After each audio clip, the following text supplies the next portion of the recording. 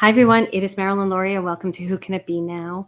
This is a story podcast. You may see that, oh, didn't she wear that before?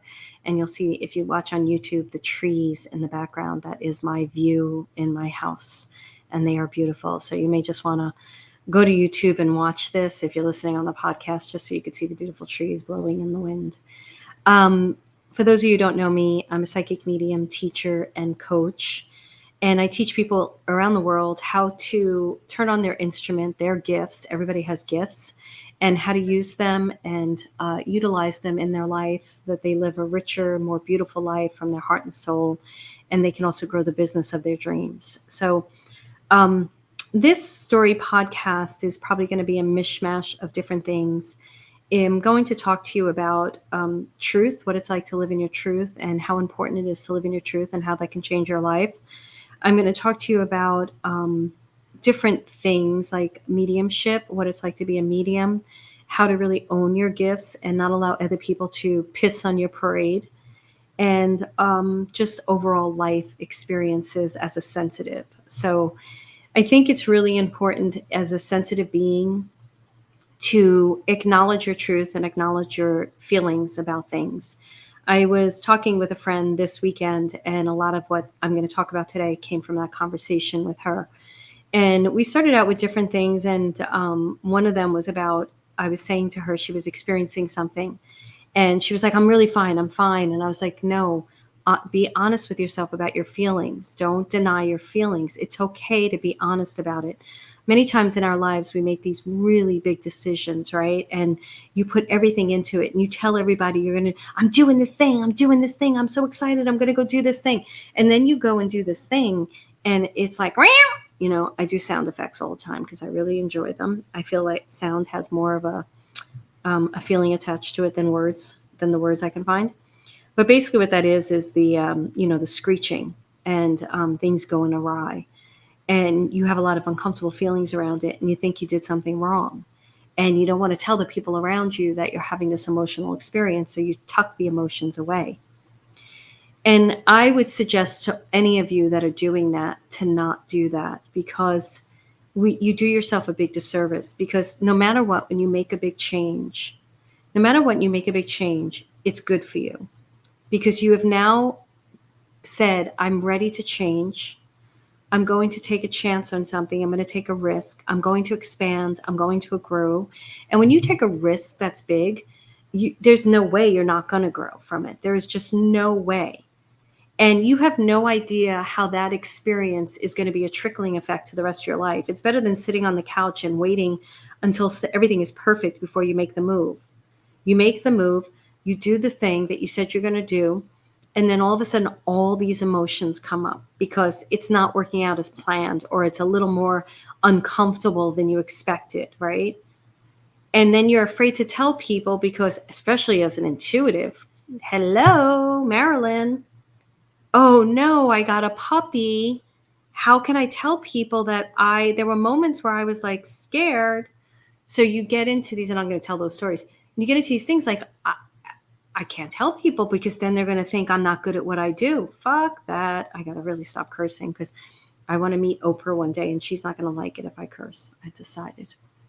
So I want you to be in your feelings because that's where truth lives. And that's where the next level of your experience and learning lives. And if you're not honest with your feelings about the experience, you're going to miss what you need to get from it in order to grow to the next level of where you're going. Those of you who don't know, I have a program called Next Level Living. We do a lot of this. So let's take an example of my move up north, right, from LA. I'm an intuitive. I'm a psychic medium. I go to my guides for any major decision I make. And for those of you who don't know the story, I was trying to find a place to live. I had to get out of LA. I couldn't take it anymore. And I was meditating one day with my guides, and I was like, am I supposed to go to Marin? Am I supposed to go to Marin? And they wouldn't answer me. And I got so frustrated with them. I was like, fine. And all they showed me was a big yellow and black butterfly. I just realized something now. Big yellow and black butterfly. And I'd never seen this butterfly before. And I was like, fine. You're not going to tell me fine. They just showed me the big yellow and black butterfly. So I was so annoyed after my meditation. I was like, I'm just going to go on a hike. And I walked out my front door, and what was flying around my front yard but a big yellow and black butterfly. So I took that as the sign of I need to move to Marin. And they also told me, you don't know how happy you're going to be by getting out of here, getting out of LA. Like, you don't understand the other side of happiness to this. So I moved to Marin, and it was so hard. Oh my goodness. Oh my goodness. From the second of getting here and my dog tearing her ACL and her needing surgery, and the designer I hired to help me with my house was batshit crazy. And then the termite guy came here and told me that I had a rotting blah, blah, blah, blah, blah, and it wasn't disclosed to me. And then $50,000 was out of my account, and I wasn't expecting that, and I missed it. And somehow it got poured into another account and spent. You know, it was like one thing after. My dog went missing in the woods, and I could go on. The people were really rude. You want me to go on? And there was never a moment that I regretted the move, ever, ever, because I knew it checked off a lot of boxes for me. I needed to be in nature. I needed a timeout from people. I moved someplace where I didn't know a soul. There were so many things that I wanted. I wanted more tennis, and there was so many things that I wanted that Marin gave me. But it was hard, really hard. And I didn't sit there and go to my guides. I didn't. I knew that there was something bigger and greater from this experience. And I just knew to trust it. And I knew to trust myself. I trust myself. I don't make big decisions, crazy decisions. I don't do it. I'm usually intuitive about all the decisions I make. But it doesn't mean that when you make a big decision, life gets easy. If anything, it gets harder. Because you've now said, your soul, I have to tell you a story really quick, but let me say this. Your soul knows the deeper meaning of your life. And your consciousness and your physical being has not caught up to it yet. So there's this like friction going on. So I was talking to another friend recently about my next move, and all this, like I have to tell you this story. I will go back to how the Marin thing worked out for me, but I was on the phone with a therapist on last Monday. I'm recording this on June 10th, 2024 at 4:15 p.m. And I made the decision to move out of Marin. I'm honing in on a place, but no matter what, I've decided I'm moving. I'm committed to that. And I feel very good about it, because I'm not like working on making my life work here. It's like, nope, I'm done. And the therapist and I had a great conversation about it. And I walked out of my house, and I have a puppy, and I have a 7-month-old puppy that is a German Shepherd, and I'm training him a lot. But I live on a very narrow, windy road, and the cars could go pretty crazy around here. And so it makes me tense. Therefore, it makes the puppy react like he wants to go after the cars. And then I have an elderly dog, a 13-and-a-half-year-old dog, because I needed to do this to my life right now, right? So I walk them up the block. It's a dead end street because I can walk them together. I'm still training the puppy so much that I usually can't walk them together in a lot of places. And whenever I walk up the street, if a car is like coming up the block, I have to pull over to a driveway. And the driveways are extensions of the streets, right? So it's literally just pulling over for, on my feet, my 2 little dogs, just moving over to the side of the road. So I did this down the block. I moved into my neighbor's driveway while this truck was going down, and I have a dead end street. So I knew it was going to turn around. I didn't want to get caught on the street with it. I didn't want to, I just knew it would be a nightmare. And so I was just hanging out in the driveway, and my neighbor comes out, and he's like, "What are you and your dogs doing in my driveway?" And I said, "Oh my goodness, I'm so sorry. I had to get out of the road because of the car." And he was like, "I don't want you or your dogs ever in my driveway again." And that's how it was said. Now, I don't mind. He may not want me and my dogs in his driveway. That's okay. I get it. But I'm telling you, I was shaking from the inside out the way he said it. And I was like, I just looked him right in the eye, and I went, okay. And I walked away. And I wanted to sit down and cry, because I've been going through so much stuff with the grief of my mother and everything that's going on. People haven't been listening to me. I lost my mother 5 months ago. I cut off my family. There's a lot going on. And I was like, all right, universe, enough already. I understand. You want me to move. Stop it. Like, I wanted to really just sit down in the street and cry. And you may be like, really, from that? And I'm like, well, I'm emotionally raw these days. So yes. So then I'm walking further to go on a hike. I drop Venus off, my older dog, and I take Shiloh out to train him. And I'm walking further down the street, and a neighbor's dog comes running out and charging Shiloh. That's my puppy. But I know the neighbor's dog, and they play together, these two dogs. So I'm not worried about the dog. I know it's not looking to attack.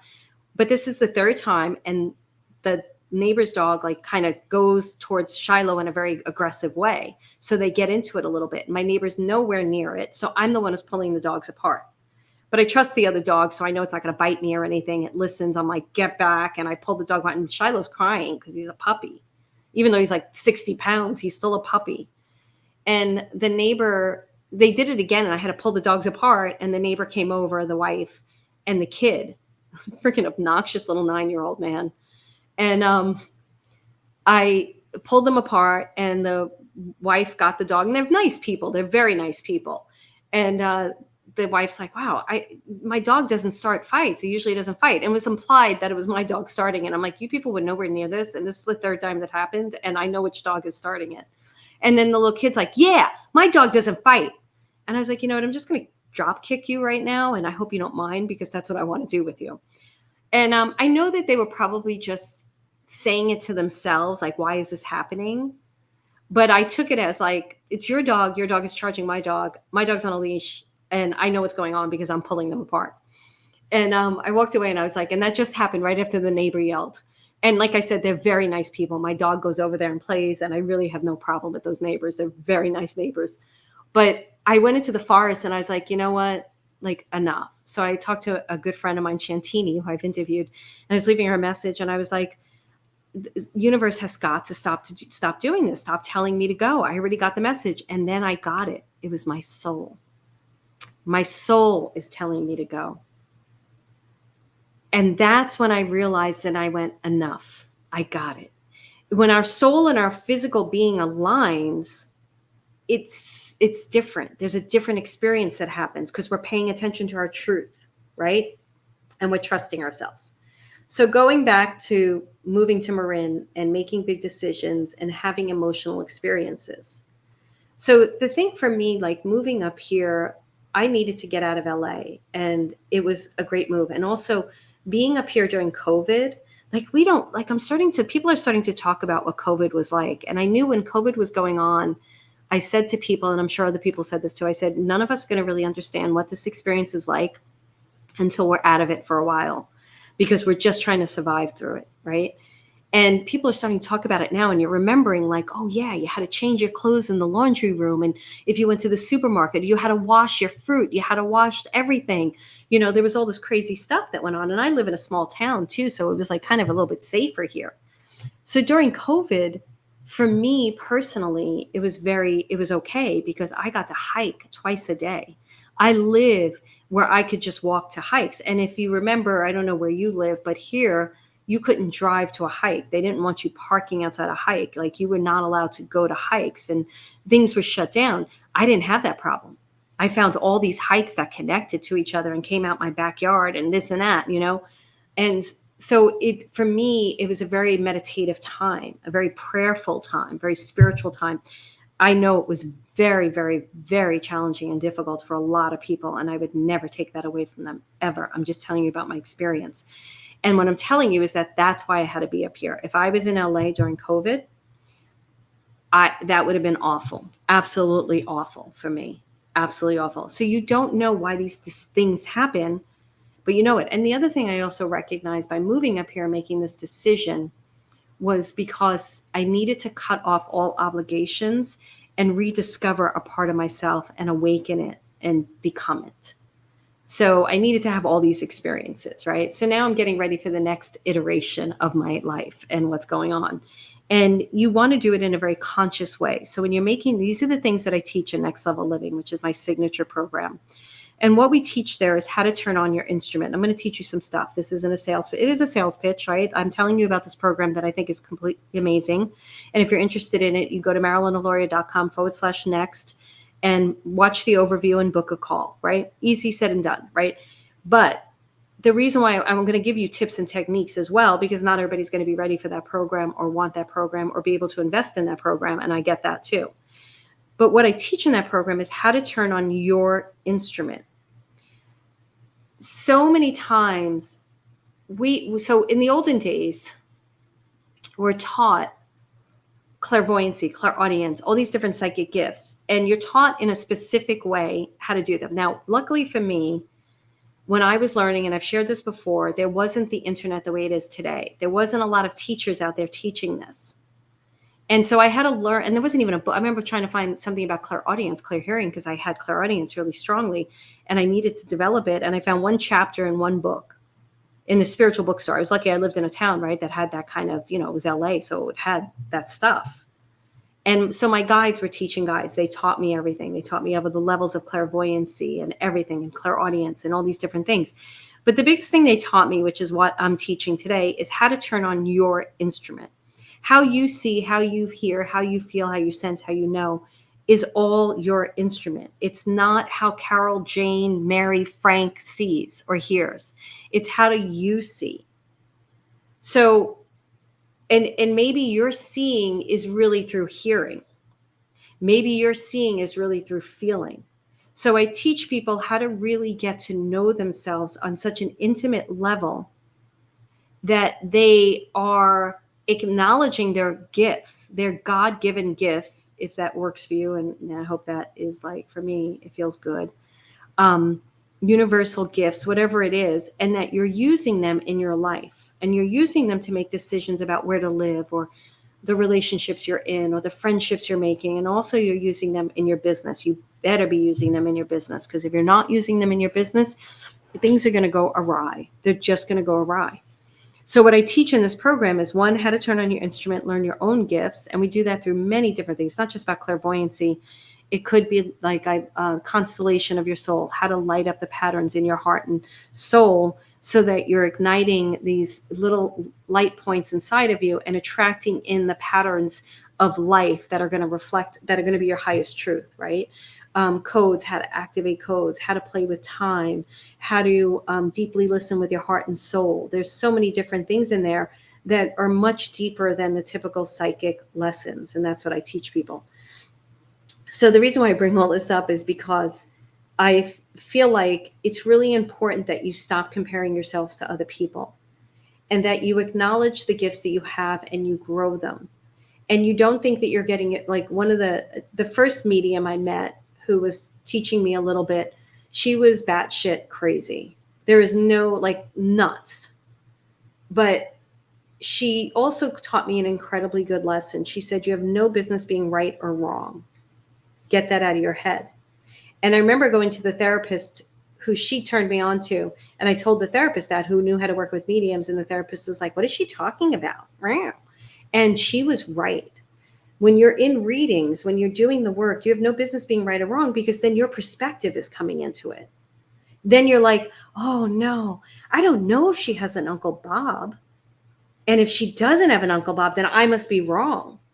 And because I removed that from my instrument, I would get information and people would be like, I don't know what you're talking about. And then it would come true. I got a message from somebody on Facebook about 2 months ago, and I'm going to share the message. He said I could. And I guess I read him 10 years ago, and I told him that he had a sister. And he was like, I don't have a sister. And I'm like, you do. You have a sister. And he finally got it out of his mother that she had a baby and it was adopted. And now he just met a sister. So it's stuff like that, that if you worry about being right or wrong, and say I'm reading him and I'm like, you have a sister. And he's like, I don't have a sister. I'm like, well, I'm sorry. They're telling me you have a sister. And that's the way I would read. Because my work was with spirit, not with how you received it and stuff. I have no, when I do readings now, or if I do coaching, I have no attachment to how people receive it. You have to receive it how you receive it. So I say all of this because to strengthen your gifts, it's not about, I'm going to do these psychic exercises. I sucked at those psychic games, by the way. And I was a really good reader, really good reader. I still am a very good reader. But if it's not about just working on how you're seeing, that's part of it. It's how are you seeing? How are you seeing? What is the information in it? The language is so multidimensional and so layered. I don't even know how to explain it to you. If I'm seeing something right now, if they're showing me something, they're showing me like the Grand Canyon, Actually, they're showing me Utah. Might be like Bryce Canyon or something. And the reason why they're showing me this is it's dusty, it's red, it's dry, it's hot. So why would they be showing this to me right now? Well, if I was reading someone, it would be like you're in a period in your life where you're feeling like your reserves are tapped out. Ooh, I got that message. And you need to refill your reserves. But they're also reminding me, because I went to Utah, that when you were in that canyon, that was so beautiful that even in that dryness, in that state of no reserves, there was beauty. Okay, so I just took something that they showed me and found the multidimensional language in it, and that might relate. Some of you people may be like, "Oh, that's me right now," and you understand it. But if I was in a thing where, like, oh, they're showing me the Grand Canyon, period. I mean, Bryce Canyon. Have you ever been to Bryce Canyon? Oh no, you haven't. Oh, but maybe you're going to Bryce Canyon. You can't do that. That's not readings. And I believe that everybody can read. I believe that everybody's gifted. I believe that everybody is talented. One woman was writing on my Facebook post, and I can't remember what she said, but she said, "I'm not psychic." And whenever somebody says that to me, I'm like, why aren't you psychic? And it's because somebody told them they weren't. Because I believe everybody's psychic. I don't believe that. I believe every one of us is. That's what one of my students talked to my assistant recently, and she said the reason why she really likes working with me is because I see the gifts in everyone. I don't sit here and go, I'm this, you're that. Who am I to tell you? I remember when I was doing platform readings. Platform readings is when you go out and you read a group of people. And this woman said to me, am I a medium? And I said, who am I to tell you you're not a medium? So if you have that thirst, that interest, you probably are. You probably are. Now you need to learn how to develop it. And that's what I teach. And I teach you how to develop it without any, I'm going to tell you the story in a second, without any of the bull that's out there. There's not enough to go around. No, you can't do this. I'm a celebrity psychic. I hated those people. Oh my goodness, that I hate them. I'm like, why isn't Francis in, Wichita, Kansas important? I'm a celebrity. I'm a psychic to Francis over in Wichita. I don't get it. It's all this freaking ego, and it does not belong in this type of work at all. So here's my story. So I was talking to this friend of mine, and she's doing spirit circles and starting to open up her gifts even more. And I'm so excited for her and so happy for her. And she went into a spirit circle. And what spirit circles are is usually sit with people in the dark. I don't think she does it in the dark the way we did it. And, a spirit might come in and you start talking to the spirit and you figure out who it belongs to. Or she was practicing platform readings, which is, a bunch of people in the audience, a spirit comes to you and you go to the person, you're like, I got your dad and blah, blah, blah. And so she was doing this and she had an incredible experience. Like it was experiential. It should always be evidential. Sorry, it was evidential. It should always be evidential. There should always be evidence. If somebody's coming up to you and going, your dad is here, he's telling me he loves you and he wants you to be happy, that's not enough. You need to know how the father died, or you need to know specific things. So there has to be evidence. So she was getting all this evidence and reading this woman, and she felt really good. Like she let herself alone. She let all the work come through her. And then she sat down, and this guy who's got, he's the spirit, another medium. I do air quotes because when she told me the story, I was like, oh, lucky I don't live near where you are, because I would wring that guy's neck. I wouldn't do that. I would just say something. But he went up to her and he was like, you really shouldn't let people know how good you are and like be like that, because people are going to think like you're that like it's like an ego thing. And she was like, what are you talking about? And then he was giving her like other advice. And I can't remember the advice. And it was so bad and so scarcity minded and lack and fear. So he was feeling threatened by her work and tried to like knock her down. And I was like, I don't understand. There are enough dead people in this world to go around. We could all be mediums and we'd have so many dead people to talk to. Why is this there's scarcity, this lack mentality in this business? I don't understand it. And it really pissed me off. And it pissed me off so much. I got triggered through her experience. I told her that because I was angry. And I was like, do never let anybody, like the next time he comes to you, tell him, I'm sorry. I have a mentor or something, whatever you want to say, but I'm not allowed to talk to anybody about the way I work. And she was like, and I said, the bottom line is you have to see yourself. Like you're getting affected by him because he's telling you something. And when we get triggered by something, it's because we're not seeing ourselves, we're not trusting ourselves. And she understood it. And I understand it because I've done it. So it brought me back to this time, which I've shared this many, many times, where I am very good at reading deceased people, right? I don't separate it as psychic, mediumship. I don't do that shit because anytime I'm doing a reading, no matter what, it is mediumship for me because I am taking the information from spirit. I am never taking the information from the person I'm reading. So that's a whole other conversation, right? I'll explain it really fast. There are antiquated mediums out there that I cannot stand who say you're only doing a mediumship reading if you're speaking to a deceased person. I don't agree with that. Mediumship to me is you are the medium between the person who's in the actual physical presence, life, and then the spirit. You are the medium between them. Other people could call it a channeler, right? But channeling is understood as different. So I am channeling information. I am taking information from spirit and giving it to the person. I am not looking at the person. Psychic readings are like you look at the person and you can basically see like things that aren't in your field, really physically there. Oh, they like the color red. Oh, they drive a red car. Oh, I'm never impressed by people who just do that stuff. Tell me something I know so I can trust you, and then tell me something that's life expanding. So when I was out there, and I've shared this story many times, and she asked me to share it again because she said, people are coming to your podcast now at a later date. They should hear this from you. And I was really good at this.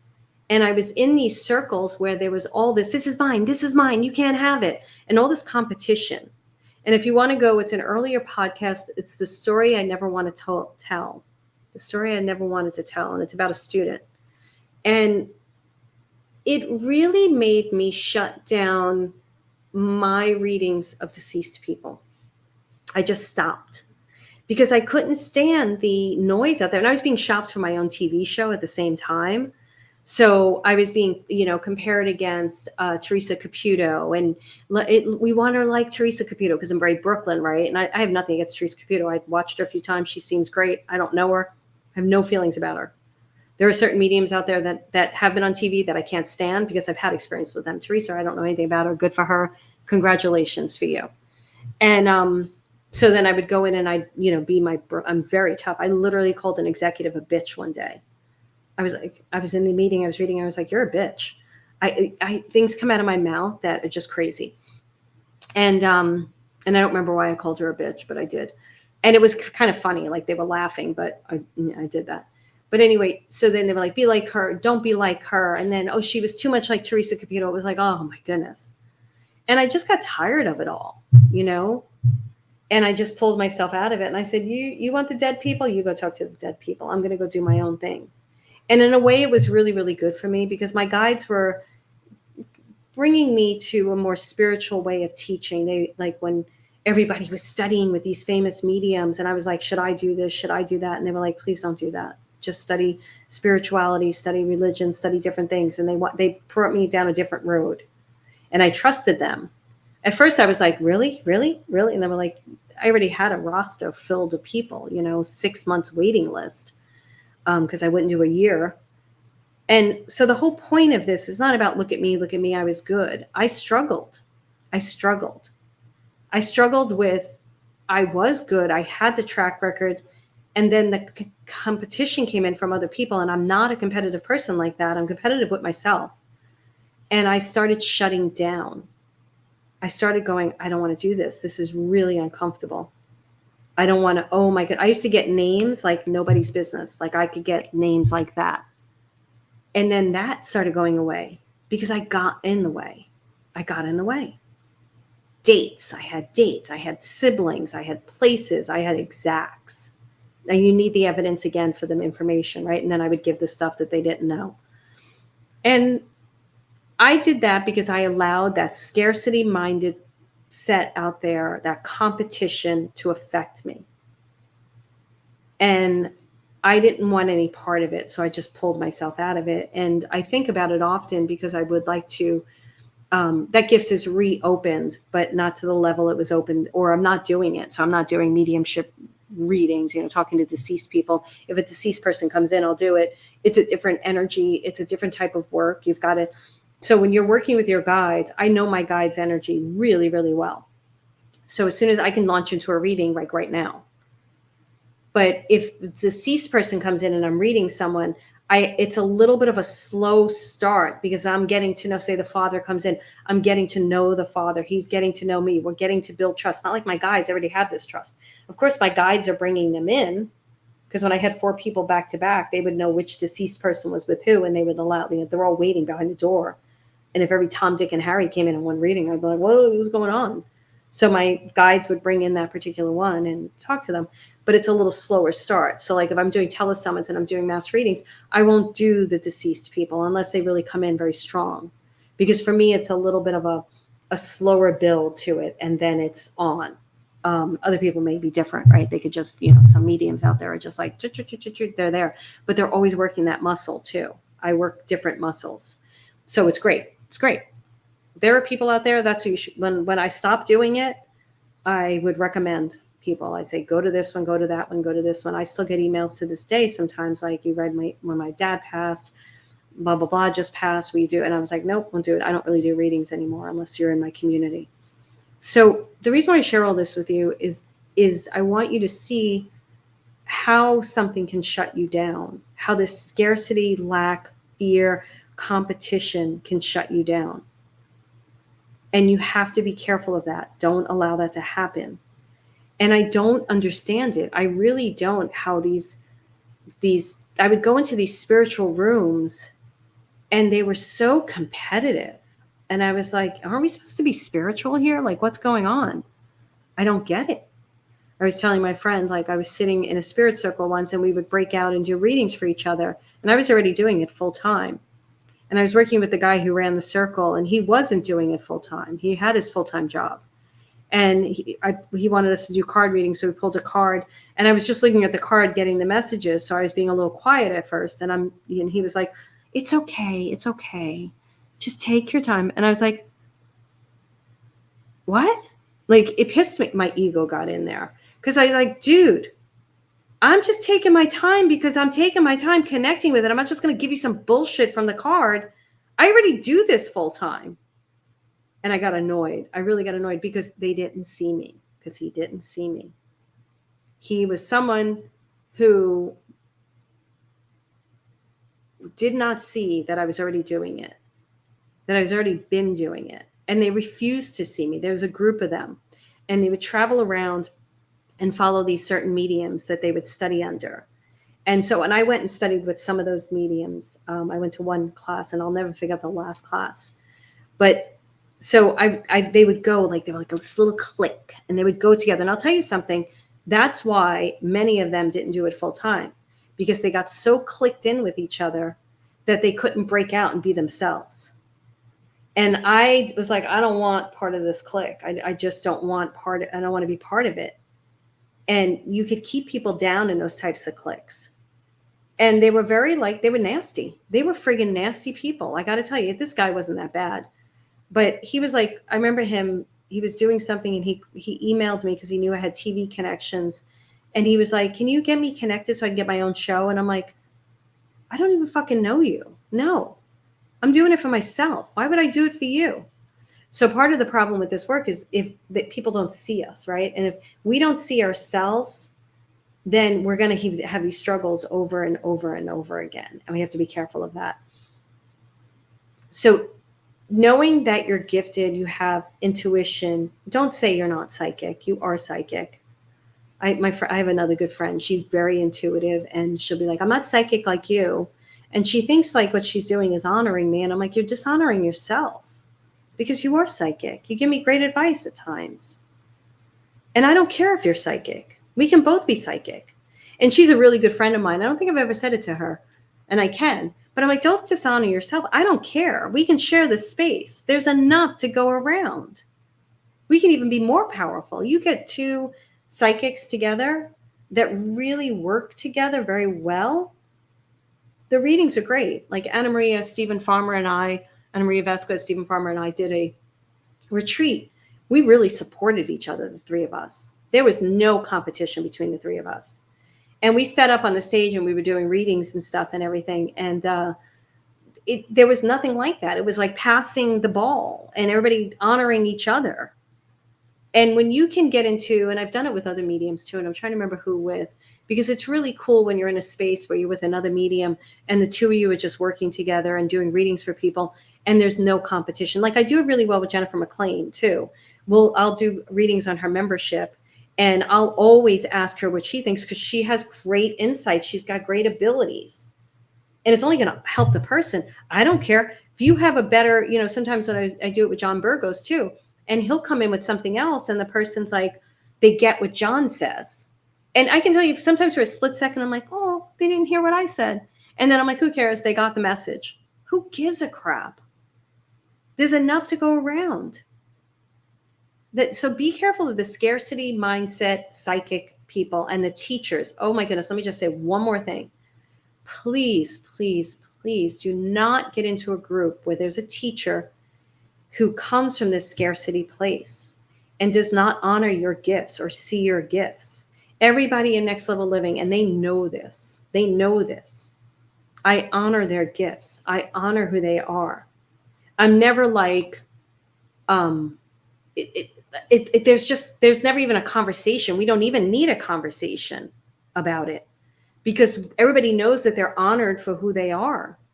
It's not like it's Marilyn's group, so we just have to don't put me on a friggin' platform. I don't want to be on that platform because falling from that platform sucks. I don't like when people put me on a pedestal. I'm like, oh, this is going to be a fucking fall. I don't want that pedestal. I've seen it happen with certain people.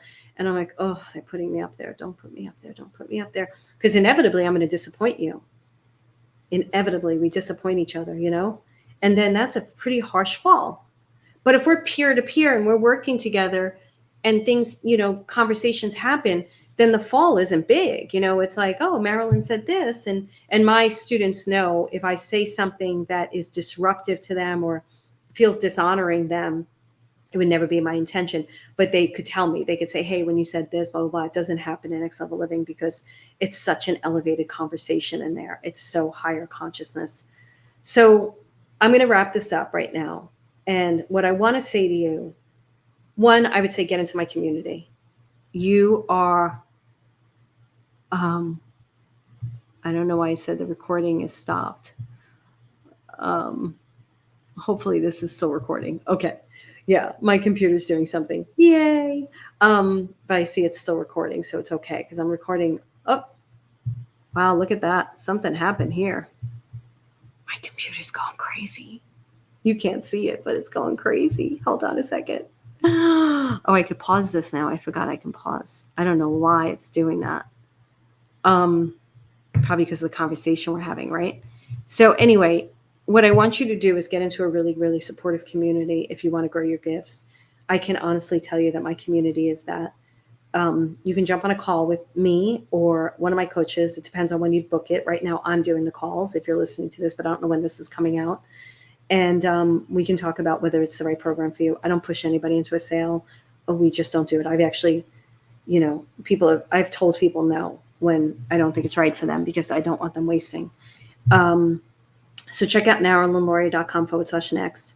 Second of all, do not get into a community where there's competition. Just don't do it. If there's competition in the community, it's coming from up above. Bottom line. If there's competition in the community, it's coming from the person up above. So don't get into communities like that. Make sure you go into a community where you're seen and heard, but most importantly, make sure you're seeing and hearing yourself. That's the most important thing. Know that you are psychic. You are gifted. There is a vast amount of gifts and everybody has them. So you're gifted. Don't compare yourself to other people. Don't do what I did. Don't shut down a gift because of something someone said or some experience that you had. Don't do that. it's such a shame, right? And I will fully open it up again one day, and I'm figuring out how I'm going to use it, because I won't do individual readings and stuff. But I don't know, maybe I'll do something with it. And then be yourself, love yourself, trust yourself, and that's what I have to say. And just know there's enough dead people to go around. Seriously. I mean, you could be talking to a caveman. You could be talking to like somebody from the Renaissance period. I mean, I don't know, souls reincarnate? Yeah, maybe, but they also fragment and develop and create more people. So there's enough souls out there. And stay away from people that want to put you down because they're so insecure themselves. Stay away from those types of people. Put boundaries up. Make sure you have boundaries. And I think that's it. So please rate, review, subscribe. The way that you review my podcast, if you can go to Apple Podcasts, be great. You go to the show. You have to go to the show because if you go to the episode, you can't review it. So go to the show, and then you can review it, and then you can share it, and you can share this episode, and then that's it. And then you can join me on my next level living adventure. So who can it be now? It's you. It is always you. You are the most important person in this conversation. And I look to honor you, see you, hear you, feel you, and help you on your journey. Thank you so much for listening.